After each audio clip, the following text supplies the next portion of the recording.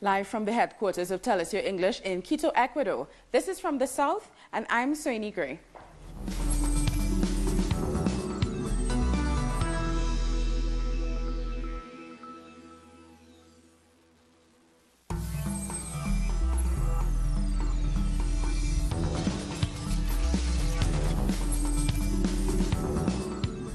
We begin in the Dominican Republic, where delegates from Venezuela's government and the opposition have been meeting for another round of talks.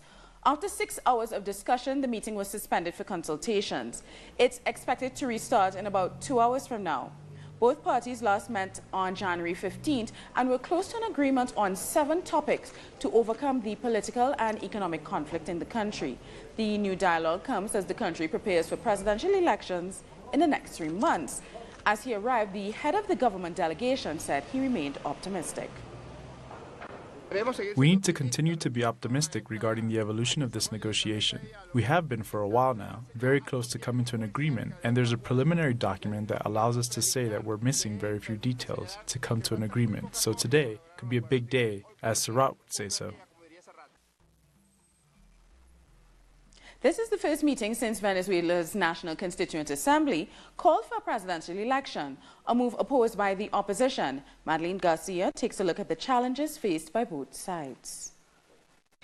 Venezuela's government and the opposition are meeting again in Santo Domingo to talk. The Dominican Republic's president, Danilo Medina, confirmed it. Both parts agreed that they would meet on January 29th. If either of the parts don't come, that is their own decision. This time, the delegates from both parties will review what they agreed on January 15th at their last meeting. But the new sanctions imposed on 7 Venezuelan officials threatened the dialogue process, especially as the government and the opposition were trying to agree to reject such measures. At the same time, the National Constituent Assembly has called for a presidential election before April 30th. This announcement was rejected by the opposition, even though they had been demanding a new presidential election. Today we will have a new dialogue round with the opposition. Just 2 weeks ago, we were close to signing an agreement that touched on 7 issues. As president, I tell you, we are ready to sign an agreement with the opposition so that we can coexist and have a continuous dialogue to ensure peace. I hope the opposition can really engage in dialogue and negotiate. I am ready. I'm a man open to dialogue, a man of my word. The Supreme Court has ordered the National Electoral Council not to allow the Mood Coalition to register again as a party, on the grounds that the opposition parties that make up the coalition have not dissolved and is not allowed to be a member of 2 parties at the same time. Luis Florido, a lawmaker from the Voluntad Popular Party, will not attend the meeting in Santo Domingo. He said he made this decision after he was allegedly excluded from the electoral process, but his party didn't register as other opposition groups did, including Democratic Action and Justice First, respecting the decree from the National Constituent Assembly. Mexico has decided not to take part as an observer in the new round of talks, saying it has rejected the Assembly's decision to call for elections. In response, Venezuela said that those who support the opposition condemn the government and applaud when people are killed. For their part, the representatives of the Dominican government are hopeful that an agreement will be reached. The president of Colombia, Juan Manuel Santos, has announced he suspended peace talks with the country's largest remaining guerrilla group, the National Liberation Army, the ELN, which were taking place in Ecuador. The decision appears to be linked to the bombings of police stations in northern Colombia, which left 7 policemen dead and 45 wounded over the weekend. The Colombian government has sought a similar peace agreement with the ELN as they did with the FARC, but a bilateral ceasefire ended earlier this month after the ELN accused the government of failing to meet its commitments.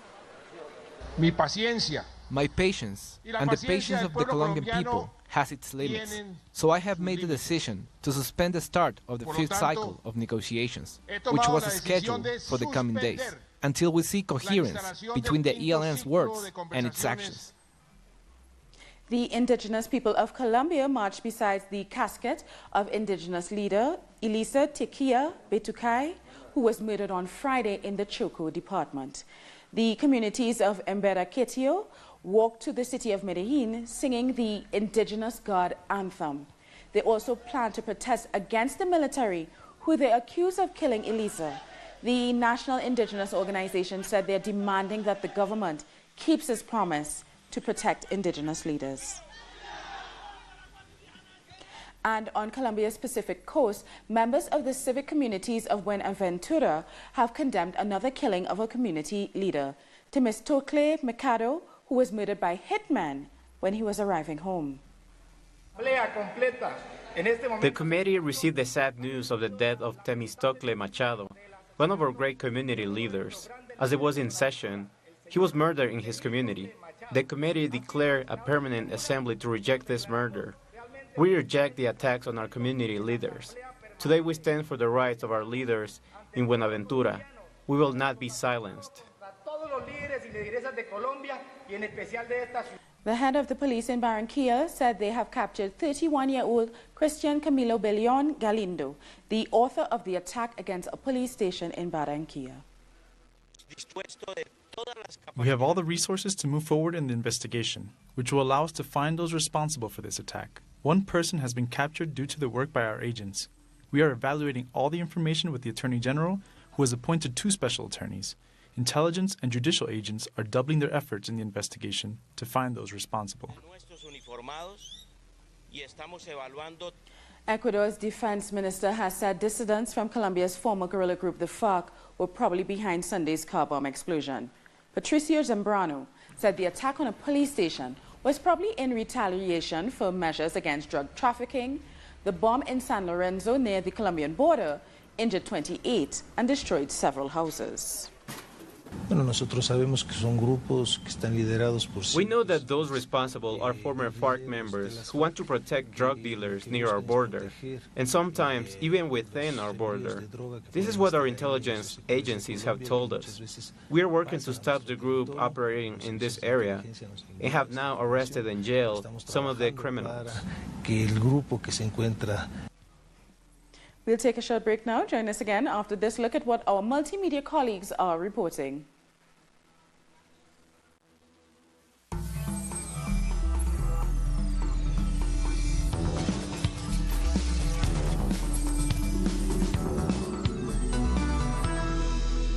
De los señalamientos o de lo que se dice a veces en las redes sociales, que a veces son muy irritantes y a veces les gusta ser señalamientos muy duros y muy lapidarios, y que poco recogen de los logros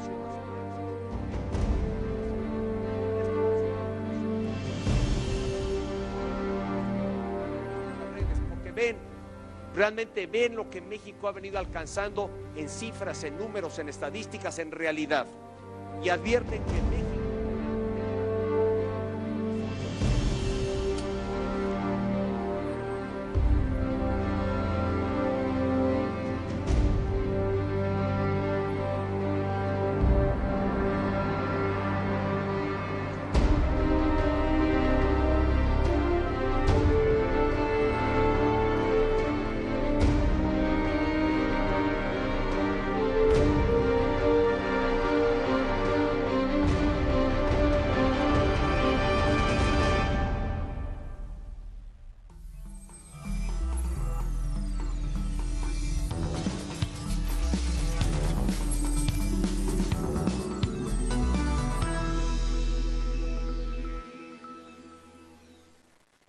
Welcome back. The 17-year-old Mexican student Marco Antonio Sanchez was found alive after being taken on January 23rd by the police.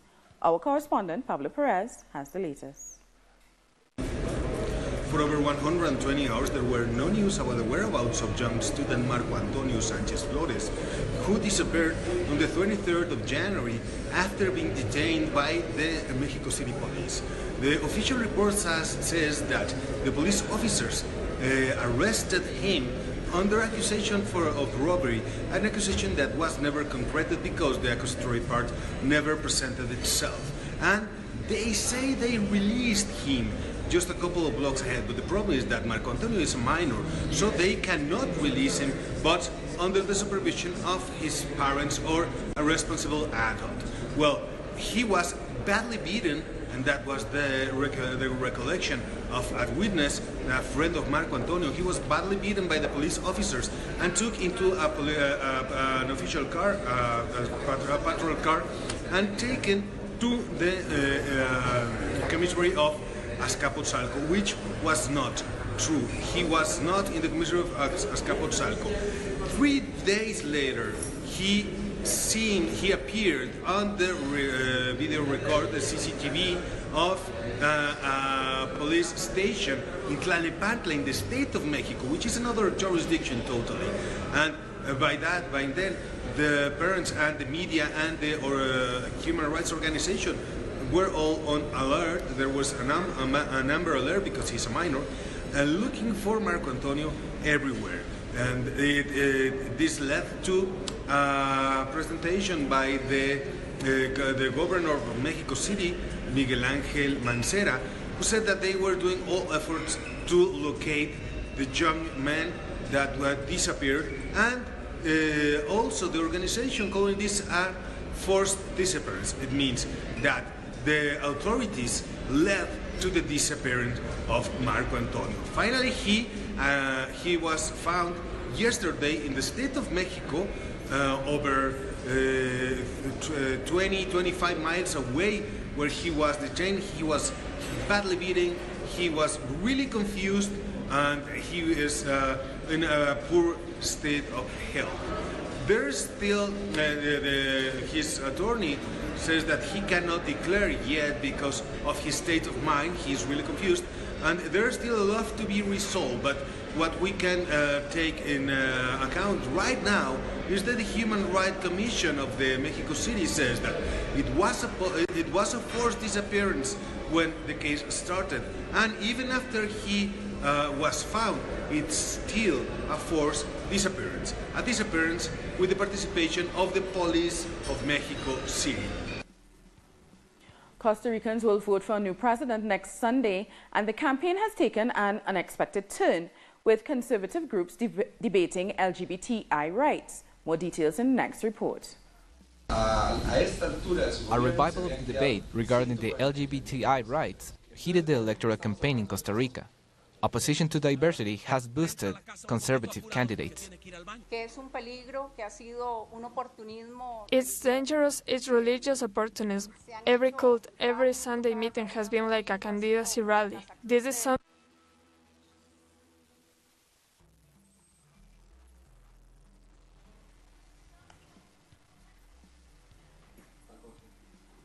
You have to tell me.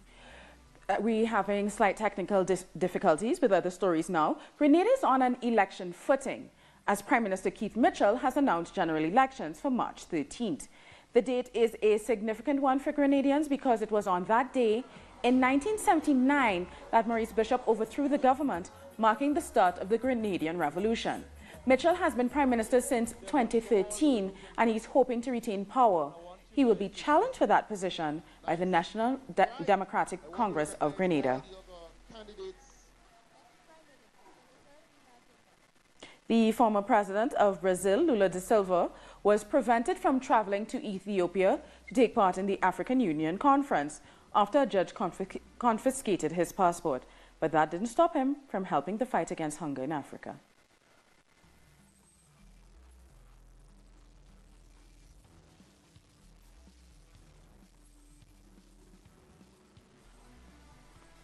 Okay, so we're having some technical difficulties with that report, so we're going to go on to another story. Argentine President Mauricio Macri has announced a restructuring of the federal government, which will include a laying off of staff in order to reduce public expenditure.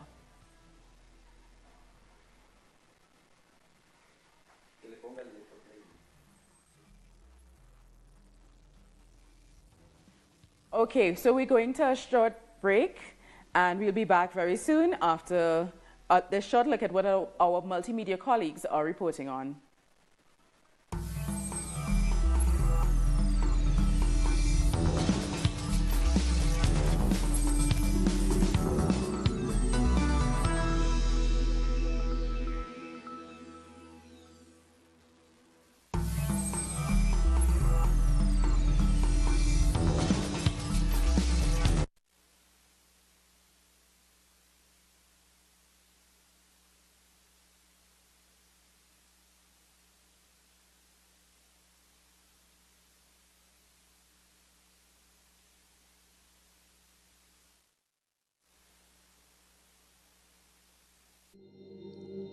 Un pueblo es su memoria, de dónde venimos, quiénes somos, para poder decir a dónde vamos. Cuando me preguntan qué personajes de la revolución del siglo XX en América Latina me conmueven, me vienen de inmediato a la cabeza 3 nombres. El primero es el Che, el segundo es Pancho Villa y el tercero es Antonio Guiteras. Ahora tengo más raíces, ahora sé de dónde vengo. Pudo marcar en la Revolución Cubana, en la juventud, y que hoy en nuestros días es todavía un ejemplo y un paradigma para nosotros. Y habría que añadir uno de los nuestros. Los nuestros. Tuesdays. Only on Telesur. During all this time they have been with us to report the realities shivering the world, supporting and sharing our victories. Due to their work, we are currently in more places and will still be in the voice of the people. The news source from Latin America and the Caribbean. Events told by their main figures. Research findings that transcend our people's views.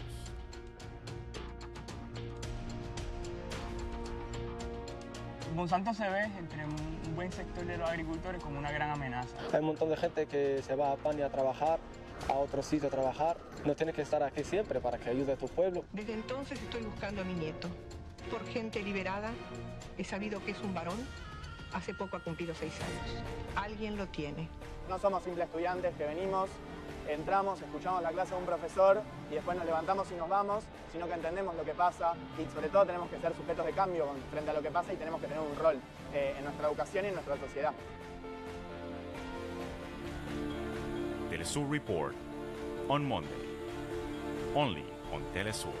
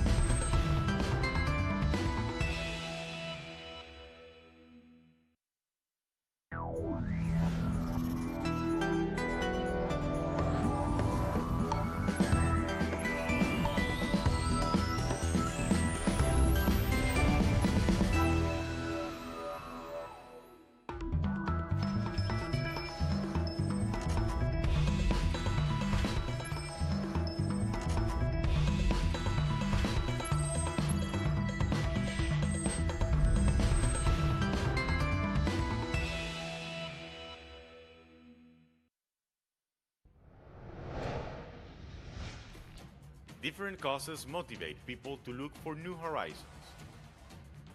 We'll have the right to move freely beyond the imposed walls. Imaginary lines are shown between the hostility towards some y la oportunidad de otros para forjar nuevos caminos. Buscamos la respuesta a las inquietudes del siglo XXI. Between borders. Thursdays, only on Telesur. Enjoy our programming from Monday to Friday, where you'll find the best information on innovation, conservation, human well-being, and human rights. Keep up to date on the latest innovations in science and technology with Atomun.